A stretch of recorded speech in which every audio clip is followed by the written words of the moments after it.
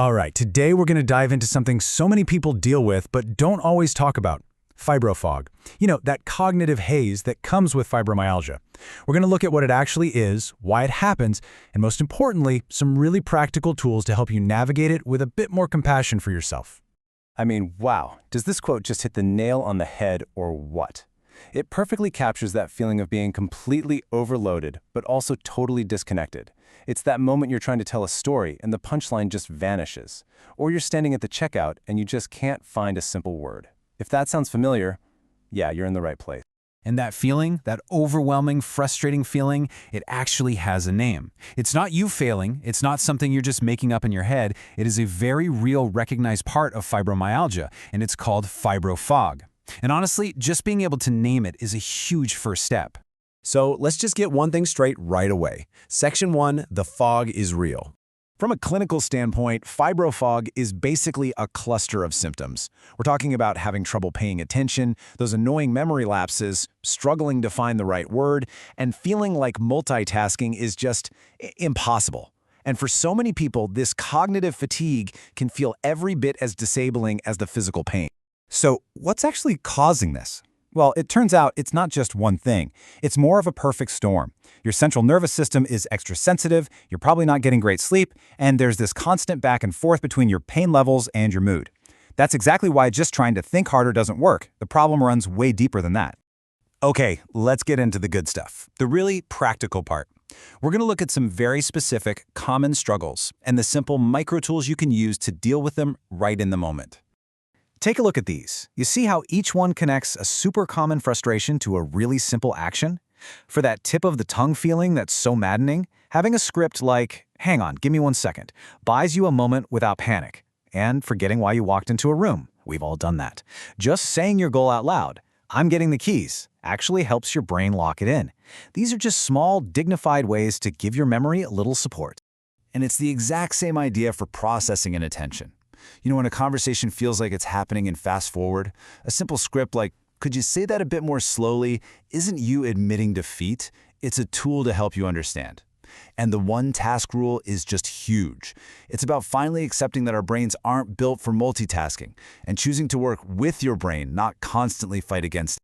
This approach also works wonders for managing tasks and sensory input. If a simple recipe suddenly looks like rocket science, just break it down into tiny steps. Can't seem to get started on something? Try the 2-minute start. Just promise yourself 2 minutes. That's it. And when you're feeling that sensory overload, the solution is often outside of you. Think earplugs, sunglasses. It's all about changing your environment instead of trying to force your brain to comply.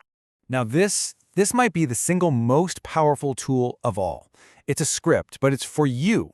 After your brain glitches and you feel that wave of frustration or embarrassment, the first instinct is to criticize yourself, right? But saying this phrase out loud or even in your head, "This is fibrofog, not failure," can completely stop that negative spiral. It separates the symptom from who you are. So, we've covered those quick, in-the-moment tools. Now let's zoom out a bit. Let's talk about building your daily toolkit. This is about creating a sustainable system of support for yourself. Okay, here are 3 incredibly simple micro habits that can seriously be the foundation of your day. We've already met the 2-minute start and the 1-task rule, but the game changer here is adding the post-task pause. Think about it. Mental effort uses energy. Building in a short, deliberate 2 to 5-minute break helps your system recover and can prevent that cognitive battery from draining completely. Having these scripts ready to go is like having a toolkit right in your back pocket. They are clear, they're not confrontational, and they're just simple ways to communicate what you need.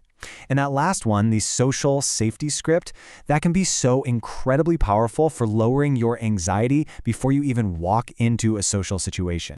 Can we just pause on this for a second? This is such an important message. Using your phone for voice memos, having checklists, setting timers, relying on your calendar, that is not a sign of weakness. It is not cheating. It's a brilliant, effective strategy for outsourcing some of that cognitive load, which frees up your brain's very limited bandwidth for other, more important things. Okay, this part is critical. We have to know the difference between the usual ups and downs of fibrofog and something more serious. If you notice your fog is just getting steadily worse over time, that's a conversation to have with your regular doctor. But if you experience any of these red flags on the right, like a really sudden and severe decline, or you're confused and you have a fever, that requires immediate medical attention to make sure nothing else is going on. All right, let's bring it all home. Let's talk about what it means to move forward with a little more kindness and compassion for yourself. So, after everything we've talked about, from the definitions to the scripts to the micro tools, what is the single most important thing to remember? This. Right here. The fog is a symptom. It's a symptom of a real physiological condition. Your brain is dealing with an incredible amount of static. So those labels we stick on ourselves, lazy, scatterbrained, a failure, they're not just mean, they're flat out inaccurate. You have to separate who you are from the symptoms you experience. And please remember, these tools aren't designed to cure the fog. They're scaffolds. Think of them like the scaffolding around a building under construction.